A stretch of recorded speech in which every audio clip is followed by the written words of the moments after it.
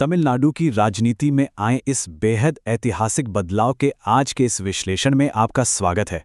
सोचिए, कई दिनों की राजनीतिक उथल-पुथल के बाद एक ऐसा अभूतपूर्व पल हमारे सामने आया है जहां सी जोसेफ विजय ने राज्य के मुख्यमंत्री के रूप में शपथ ली है। इस एक घटना ने दशकों पुरानी राजनीतिक परंपराओं को पूरी तरह से पलटकर रख दिया है। तो आइए आज गहराई से समझते हैं कि यह पूरी प्रक्रिया कैसे हुई, नई सरकार का स्वरूप कैसा है और आने वाले समय में इसके क्या प्रभाव हो सकते हैं। चलिए जल्दी से देख लेते हैं कि आज हम किन प्रमुख पहलुओं पर चर्चा करने वाले हैं। हम बात करेंगे द्रविड़ युग के अंत की।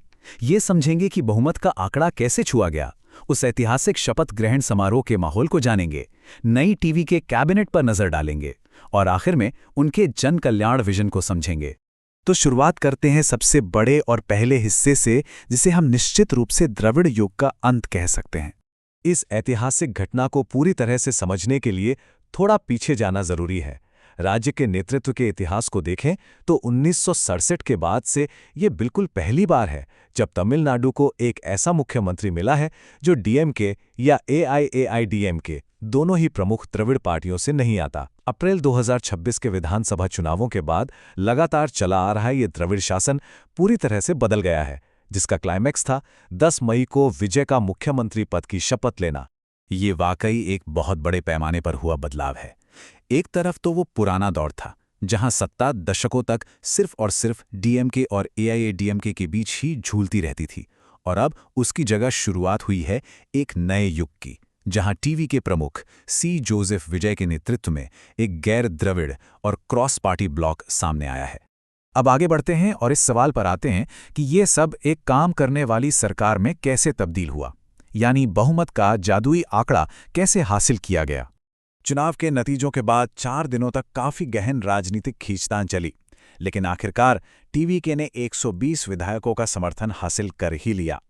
हम जानते हैं कि 234 सदस्यों वाली विधानसभा में बहुमत के लिए 118 सीटों की जरूरत होती है और टीवीके ने इस आंकड़े को काफी आराम से पार कर लिया। यहाँ सबसे दिलचस्प बात यह है कि यह बहुमत हासिल कैसे हुआ। दरअसल इसे अलग अलग पार्टियों के बिना शर्त समर्थन के जरिए सुरक्षित किया गया। कांग्रेस ने अपने 5 विधायकों के साथ सबसे पहले समर्थन दिया और उसके बाद वीसीके, आईयूएमएल और वामपंथी दलों ने भी साथ दिया। लेकिन सबसे कमाल की बात यह है कि इन सभी दलों ने टीवीके को समर्थन तो जरूर दिया, लेकिन उन्होंने औपचारिक रूप से गठबंधन में शामिल नहीं होने का फैसला किया। ये अपने आप में एक बहुत ही अनोखा राजनीतिक समीकरण है। चलिए अब थोड़ा उस ऐतिहासिक शपथ ग्रहण समारोह की तरफ चलते हैं और वहां के माहौल को महसूस करते हैं। चेन्नई के जवाहरलाल नेहरू स्टेडियम में हुआ ये औपचारिक शपथ ग्रहण सिर्फ एक राजनीतिक इवेंट नहीं था, बल्कि भावनाओं से भरा एक जन सैलाब था। पूरे शहर में बड़ी बड़ी एलईडी स्क्रीन लगाई गई थीं। टी नगर बस स्टैंड जैसी जगहों पर भारी सुरक्षा के बावजूद लोगों की ऐसी भीड़ उमड़ी जिनकी आंखों में इस पल को लाइव देखते वक्त खुशी के आंसू थे। ये साफ दिखाता है कि जमीनी स्तर पर यह बदलाव लोगों के लिए कितना मायने रखता है। स्टेडियम के अंदर भी भावनाएं बिल्कुल उफान पर थीं। इस पल को और भी खास बना रहा मुख्यमंत्री के माता-पिता के रिएक्शन ने। उनकी मां शोभा चंद्रशेखर ने उस दिन के शुभ मौके का जिक्र करते हुए कहा कि उन्हें कितनी खुशी है कि मदर्स डे के दिन उन्हें ये पल देखने को मिल रहा है।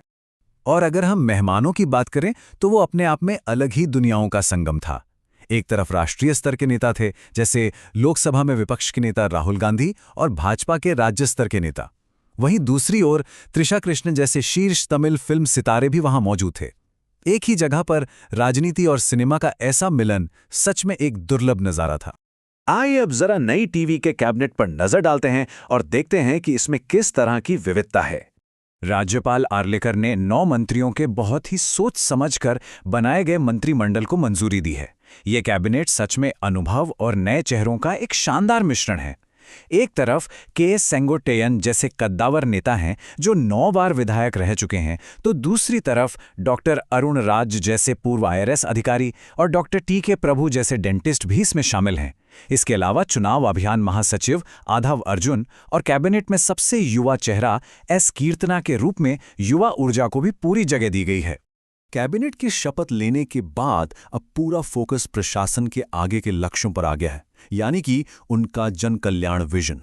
अपने पहले बड़े संबोधन में ही मुख्यमंत्री विजय ने एक बेहद मजबूत शासन का खाका पेश कर दिया। उनका स्टैंड बिल्कुल साफ था। उन्होंने कहा कि सरकार में सत्ता के समानांतर केंद्र यानी पैरेलल पावर सेंटर्स की कोई जगह नहीं होगी। राज्य की आर्थिक स्थिति को लेकर उन्होंने श्वेत पत्र लाने की बात कही है और इसके साथ ही नशे से जुड़ी समस्याओं के खिलाफ सख्त कार्रवाई और प्रशासन में पूरी तरह से पारदर्शिता बनाए रखने का कड़ा वादा किया।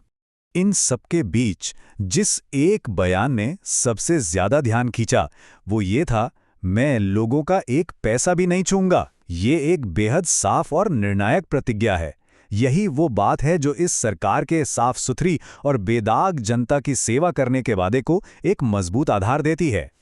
अब जाहिर है, जब राजनीतिक परिदृश्य इतना बदला है तो विपक्ष ऐसे ही तो नहीं बैठने वाला। पुरानी सत्ताधारी पार्टी डीएमके ने बिल्कुल स्पष्ट कर दिया है कि वे इस नए प्रशासन के कामकाज पर बहुत ही करीब से और निष्पक्ष नजर रखने वाले हैं।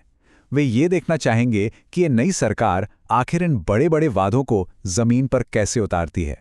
जैसे जैसे इस ऐतिहासिक सत्ता परिवर्तन के बाद चीजें स्थिर हो रही हैं, राजनीतिक विश्लेषकों और नागरिकों दोनों के जहन में बस एक ही सबसे बड़ा सवाल बाकी रह जाता है। गैर द्रविड़ शासन का ये नया युग कैसा प्रदर्शन करेगा और अंततः ये तमिलनाडु के भविष्य को किस तरह एक नया आकार देगा? क्या ये क्रॉस पार्टी समर्थन स्थिर रहेगा? आने वाला समय ही इसका जवाब देगा। आज के इस विश्लेषण में बस इतना ही। चीजों को समझते रहिए और गहराई में जाते रहिए।